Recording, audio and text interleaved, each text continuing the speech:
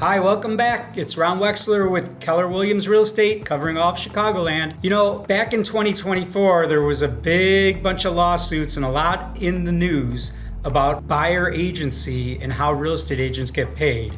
And today, we're going to dive into that a little bit, and I would like to share with you really what that all means to you as a consumer.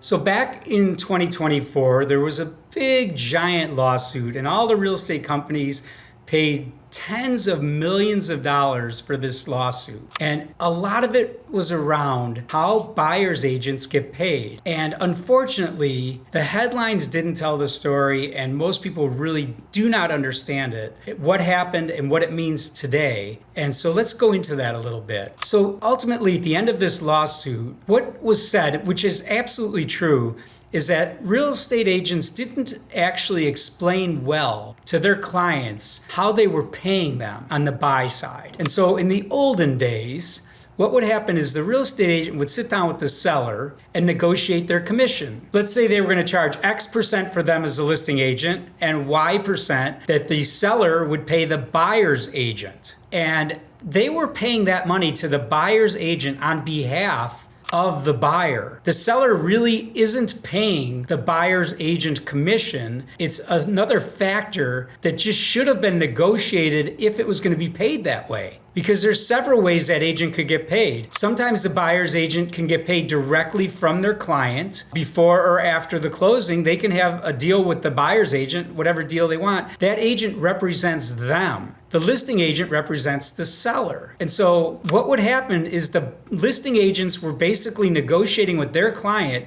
how much they were going to give the buyer's agent. So that's a simple explanation. So what happened was the government decided they wanted to see something different. And so the new version, and what happens now, is when you sit down with your agent, you have to sign an agreement before they show you homes. In that agreement, it says how much they are going to pay you. And then when you buy a home, when you negotiate that sale, you ask the seller to pay that expense on your behalf as the buyer. And so it's a little different. What I always liken it to, the way I trained our agents here to understand it, is that basically it's no different than if the buyer asked you for a concession as the seller. So if a buyer wants the seller to put on a new roof, or the buyer wants the seller to leave the refrigerator, or the buyer wants the seller to pay part of their closing costs, they have to include that in the negotiation and ask the seller to do it, and then the two agents negotiate. So it's much more clear how the buyer's agent is getting paid and how much they're getting paid. So now the listing agent isn't determining the buyer agent's pay. The client and their agent are deciding what that is going to be, and they're agreeing to it up front. And by law, they have to put it in writing before they show. So before a buyer sees a house, they should have a written agreement with that agent. In the old days, a lot of times the agents would just show the house, and if the buyer bought it, then they'd get whatever the other agent had offered to pay. But like everything else the government gets involved in, it got more complicated than it used to be. But I think it might favor the consumer a little bit more. And where the consumers really have some confusion is the way it was presented to them is that the seller no longer has to pay anything for the buyer's commission. And the buyer's agents don't really understand necessarily, or the buyers don't necessarily understand how it works for them either. And so what we're finding now is there's been a little bit of confusion in the transition period where we have to explain a lot of times to the buyer's agent that, they'll call us and say, well, how much is your seller willing to pay? And our answer is your buyer needs to ask, and we'll let you know if that's acceptable to us. We're not going to negotiate anything until we have a written contract in front of us. And then we clarify what the seller is willing to pay. And honestly, it really doesn't matter how much they're asking for. This might sound a little controversial or a little crazy, but think about this. If the buyer's agent and their client decided that the buyer's agent should get paid 3%, 4%, 5%, 1%, 10%, it doesn't really matter to the seller as long as that number fits in with the price that they negotiate. I always said to people, I don't care if we give the buyer a $100,000 concession as long as they're giving us $100,000 more than the price that we want on our bottom line. So I've been encouraging our sellers not to get hung up on what the number is, but to get hung up on what is our bottom line. What do we want to walk away from? And let us negotiate that for you. And don't worry about the concession. If the buyer's asking for one, then let's just fight the battle and negotiate you the highest number to meet your bottom line that you're looking for. On the buyer side, it's pretty much the same thing. We decide when we meet with our client what we're going to get paid. We agree on that, we put it in writing and we sign it. And then when we go negotiate, we build that into the negotiation. And sometimes our buyer will just write us a check. Often though, they prefer to have it built into the price of the house so that it's not offsetting what they need to walk into the closing table with. Because you think about it, on a $100,000 house, if the agent is getting, say 5%, right, that's $5,000 more dollars, or 3%, it's $3,000. So if our average sale right now is in the $400,000 to $500,000 range, that's a $10,000 to $15,000 expense to the buyer. And again, when it's built into the transaction, it doesn't feel that way, and it's not taking away from their down payment money or the money they're going to put into the property. It's just built into the transaction. So if that makes sense, ultimately what we found most of the time, I'd say right now about 90% of the time, is we're just building in what the buyer and the buyer's agent have asked for. We just build it in and we focus on the net number that our seller wants to walk away with. And when we're working for the buyer, we negotiate the best possible deal.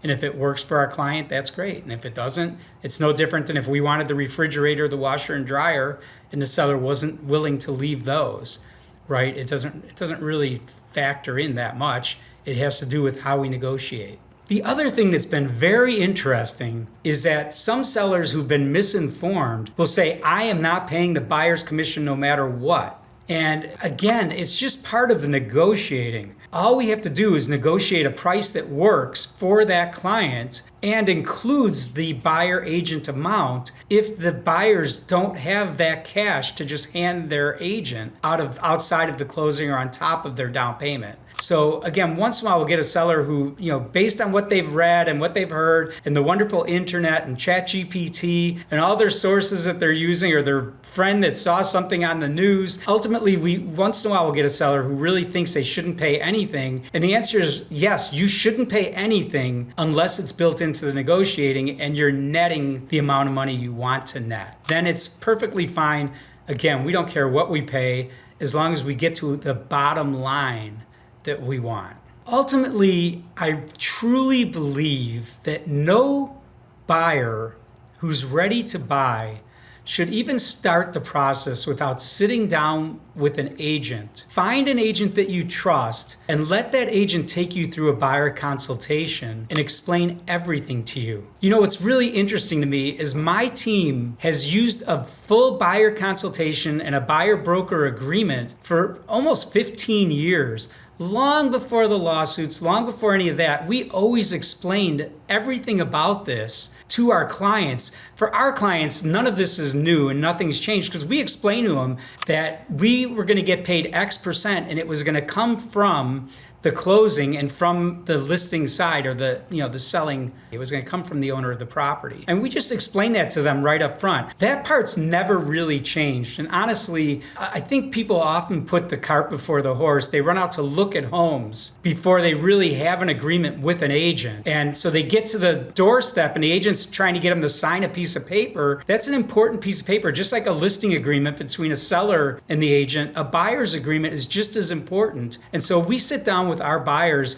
Sometimes it's 20 minutes, sometimes it's 2 hours. We get to know them, we get to know their needs, we get to know what's important to them, and we explain the entire process from the day that we are having this conversation until the day we close, or the day that they get the keys to the property. And explaining the buyer-broker agreement is a piece of that process. It's not the whole process. So if you're ready to buy, or you think you're gonna buy in the next 6 to 12 months, sit down with the agent right now. Call our team, we'll sit down with you. Or again, if you're not in the Chicagoland area, find like the best agent wherever you may be, and sit down with that agent, do a buyer consultation before you go out. And I'll tell you one reason this has always been important to me. Paperwork is logical. Buying a home is is very emotional. And so if we get all the logical out of the way and you understand the entire process from day one, you understand the money, we've gone through all the expenses, you understand the commission, we've taken care of all the logical, now we can go have fun and be emotional and fall in love with a house. And if we haven't done our job, then you're going to go out and fall in love, and then you're going to come back. It's almost like getting the prenup after you've already been married. You really want to cover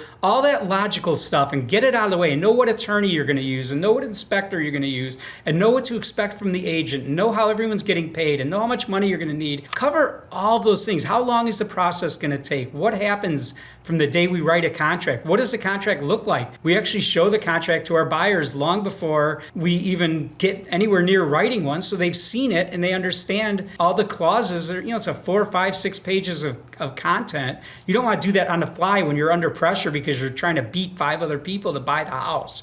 You want to feel very comfortable about the contract so that when we find the house and you fall in love, we can go to battle and win you that property.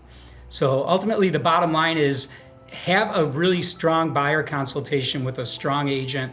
Know everything you should know up front. Then that agent really gets to know you and your taste and what's important to you. And you've covered all the logical stuff, and you can just go fall in love with a great house and know that you've done all the logical part way up front. So thanks for watching another one of our videos. Please subscribe to our channel so you'll know when our new content hits the market. Thank you so much. We appreciate you. Meet with a great agent. Cover all the logical things up front. Smash the like button, as the kids say. And if you have any questions or anything that has to do with real estate in any way at all, please reach out to the Wexler Group. We are here for you and glad to help any way we can. Thanks a lot, and we look forward to seeing you on the next video.